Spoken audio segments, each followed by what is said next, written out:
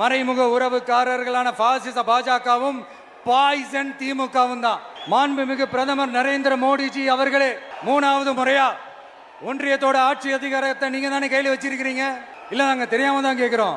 நீங்க ஆட்சிக்கு வந்தது ஒட்டுமொத்த மக்களுக்கும் நல்லது செய்யவா, இல்ல நம்மளுடைய இந்த இஸ்லாமிய நண்பர்களுக்கும் இஸ்லாமிய தோழர்களுக்கும் எதிராக சதி செய்யவா? மக்களுக்கு உங்ககிட்ட கேட்கறதுக்குன்னு ஏராளமான கேள்விகள் இருக்குது.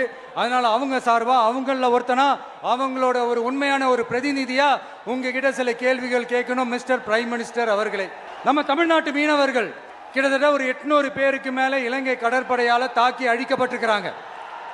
அதை கண்டிக்கிறதுக்காக உங்களை பெருசா எதுவும் செய்ய சொல்லல, சின்னதா ஒண்ணே ஒண்ணு மட்டும் செஞ்சு கொடுங்க. இனிமேலாச்சும் எங்களுடைய மீனவர்கள் பாதுகாப்பா இருக்கிறதுக்காக இந்த கச்சத்தீவை இலங்கை கிட்ட இருந்து மீட்டு கொடுத்துருங்க, அது போதும். உங்களுடைய இந்த முரட்டு பிடிவாதத்தால நீங்க நடத்துற இந்த நீட்டு தேர்வு, அதனால இங்க என்னென்ன நடக்குதுன்னு சொல்றதுக்கே மனசு வலிக்குது. அதனால அந்த நீட்டு தேர்வு தேவையில்லைன்னு அறிவிச்சிருங்க, அது போதும். செய்வீர்களா திரு நரேந்திரபாய் தாமோதர் மோடிஜி அவர்களே? எங்களுக்கு என்னென்ன தேவையோ, என்னென்ன நல்லதோ அதெல்லாம் செய்ய மாட்டேங்கிறீங்க. ஆனா ஆட்சி அதிகாரத்தை மட்டும் கையில வச்சுக்கிட்டு மக்களை ஏமாத்த நேரடியாக ஒரு பாசிச பாஜக அடிமை கூட்டணி ஒண்ணு. அடுத்து உங்களோட இந்த மைனாரிட்டி ஆட்சியை ஓட்டுறதுக்காக மறைமுகமாக RSS அடிமை குடும்பம்னு இன்னொரு கூட்டணி. இப்படி மக்கள் சக்தியே இல்லாத இந்த ஊழல் கட்சிகளை மிரட்டி அடிபணிய வச்சு 2029 வரைக்கும் சொகுசு பயணம் போயிடலாம்னு திட்டம் தீட்டி வச்சிருக்கிறீங்க. அதானே ஜி? ஒண்ணு மட்டும் சொல்றேன், தெரிஞ்சுக்கங்க. என்னதான் நீங்க இந்த நேரடி மறைமுக கூட்டணின்னு குட்டிகரணம் போட்டாலும் தாமரை இலையில தண்ணியே ஒட்டாது. தமிழக மக்கள் மட்டும் எப்படி ஒட்டுவாங்க? இங்க ஒரு MP சீட்டு கூட தரலன்றதுக்காக தமிழ்நாட்டுக்கும் தமிழ்நாட்டு மக்களுக்கும் எதுவுமே செய்யாம ஓரவஞ்சனை செய்யுது இந்த ஒன்றிய பாஜக அரசு. அண்மையில் கத்துக்குட்டியான ஒருவர் மிஸ்டர் பிரைம் மினிஸ்டர் என்று அழைக்கிறார். மிஸ்டர் பிரைம் மினிஸ்டர் என்று அழைப்பதில் ஒன்றும் தவறில்லை. நீங்கள் கொடைநாட்டிலே தெருவிலே நின்று கொண்டிருக்கும் போது மிஸ் ஜெயலலிதா ஜெயராம் என்று சொல்லியிருப்பீங்களா?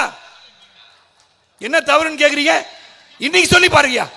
புரட்சித்திரை அம்மாவை பார்த்து அவர்களை பற்றி நீங்கள் சுட்டிக்காட்ட வேண்டும் என்று சொன்னால் மிஸ் ஜெயலலிதா ஜெயராம் என்று சொல்லி பாருங்கள். சொல்லி பாருங்களேன். சிங்கம் வேட்டைக்கு மட்டும் போமா, வந்து தூங்கிருமா? சிங்கம் வேட்டைக்கு போவானா? வேட்டைக்கு மட்டும் தான் சிங்கம் வீட்டை விட்டு வெளியே வருமா, மற்ற நேரத்தில் சாப்பிட்டு போய் தூங்கிருமா? அந்த மாதிரி சிங்கமா இருக்கக்கூடாது.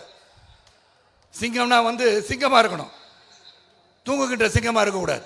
இது எதுக்காக சொல்றேன்னா, தன்மையற்று பேசியதால் அவரை பற்றி நான் பேசுகிறேன், இல்லைன்னா அவரை பற்றி நான் பேச மாட்டேன். அங்கே வந்து நமது முதலமைச்சர் அவர்களை அவரையும் தாய் மாமன் அப்படின்றார். அவர் வந்து மாமா அங்கிள் கூப்பிடுவான்றார். நீ என்ன கூப்பிடுங்க, அங்கிள் கூப்பிடுங்க, தாத்தான்னு கூப்பிடுங்க, என்ன வேணா கூட கவலைப்படல. ஆனால் தரம் என்று ஒன்று இருக்கிறது. You cannot call the honorable prime minister by his name. You cannot call the chief minister of our state by his name. You cannot ridicule them because they elected people. மக்களால் தேர்ந்தெடுக்கப்பட்டவர்கள். நீங்க அந்த மனிதனுக்கு மரியாதை கொடுக்கிறீர்களோ இல்லையோ, அந்த பதவிக்கு மரியாதை கொடுத்தாக வேண்டும். அந்த தரத்தை கற்றுக்கொள்ளுங்கள் விஜய் அவர்களே. நீங்க கமெண்ட்ஸ் போடுங்க. நீங்க சூப்பர் ஸ்டார் சொன்னீங்க அப்படின்னும் போது பாராட்டினீங்க, அதே சமயத்தில் நல்ல கருத்தை சொல்லும் போது ஏன் ஏற்றுக்கொள்ள மாட்டேன் என்கிறீர்கள். நீங்க தைரியம் தான் என்கிட்ட வந்து பேசி பாருங்க. என் மனைவியும் மக்களையும் பற்றி கமெண்ட் போடுறதுனால நீங்க ஒன்றும் சாதிக்க போறது இல்லை. இதையெல்லாம் கண்டு பயந்தவன் நான் அல்ல. ஏற்கனவே ஒருத்தர் ட்வீட் போட்டிருந்தீங்க லாங் பேக், உங்க தலையை எடுத்துருவோம் நாங்க. நான் சொன்னேன், ஐயா எடுக்கிறதா எடுத்துறீங்க, நம்பர் 2 கல்யாண நகர் கொட்டி வாங்க தான் வீடு, அங்கே வந்து எடுங்க. ஏன்னா ரோட்டில் எடுத்துறீங்க, தலை வேற துண்டா போய் கிடக்கும், வீட்டுக்கு வாங்க. என்ன இது சாதாரணவன் கிடையாது. நானும் பலரை சந்தித்து வந்தான்.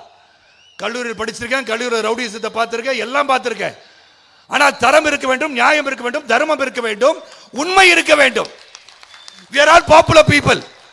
When we speak, we should speak the truth. நீட்டை பற்றி சொல்கிறீர்கள், நீட்டு வேண்டான்றீங்க. ஏன் வேண்டாம்? கொஞ்சம் விவரமா சொல்லுங்க. நீட்டால் பயனாளிகள் இல்லையா? நீட்டை கொண்டு வந்தது யார்? திராவிட முன்னேற்ற கழகம் தெரியாதா நீட்டை கொண்டு வரும்போது? ஆனால் ஒன்றை மட்டும் தெரிந்து கொள்ளுங்கள், தகுதி இருப்பவர்கள் பதவிக்கு வர வேண்டும், தகுதி உள்ளவர்கள் அந்த பணிக்கு செல்ல வேண்டும். இங்கு காவல்துறை நண்பர்கள்லாம் பார்க்குறேன், அவங்க பிசிக்கல் டெஸ்ட் இல்லாமல், அவங்க எந்த ஒரு பரீட்சையும் இல்லாமல் நீங்கள் காவல் அதிகாரி அமர்த்தி விட முடியுமா? அமர்த்தலாமா? பணி சிறப்பாக இருக்குமா? ஐஏஎஸ் படித்தவர் வந்து படித்து முடிச்சுட்டு அட்மினிஸ்ட்ரேஷனை கற்றுக்கிட்டு வந்து உட்கார வந்து ஐஏஎஸ் ஆக முடியும். இல்லை அவர் பாஸ் ஆக்கி விட்டுருங்க, அப்படின்னு சொல்ல முடியுமா? பரீட்சை எழுத வேண்டாம்னு சொல்ல முடியுமா? அதே மாதிரி தாங்க நீட்டு. ஒரு உயிரை பாதுகாக்க செல்பவரை, உயிர் காக்கின்ற ஒரு மருத்துவரை, அந்த மருத்துவர் அவருக்கு தகுதி இருக்கிறதா இல்லையா என்று பரீட்சை எழுதுகிற சொல்லியிருக்கிறார்கள். 6 லட்சத்தில் துவங்கி இன்று 22 லட்சத்துக்கு மேல் கேபிடேஷன் ஃபீ இல்லாம எம்பிபிஎஸ் சாதாரண குக்கிராமத்தில் இருப்பவர்கள் பரீட்சை எழுதி பாஸ் பண்ணா ஃப்ரீயா போய் எம்பிபிஎஸ் பயிரலாம் என்பதை வேண்டாம் என்று எதற்காக சொல்கிறீர்கள்?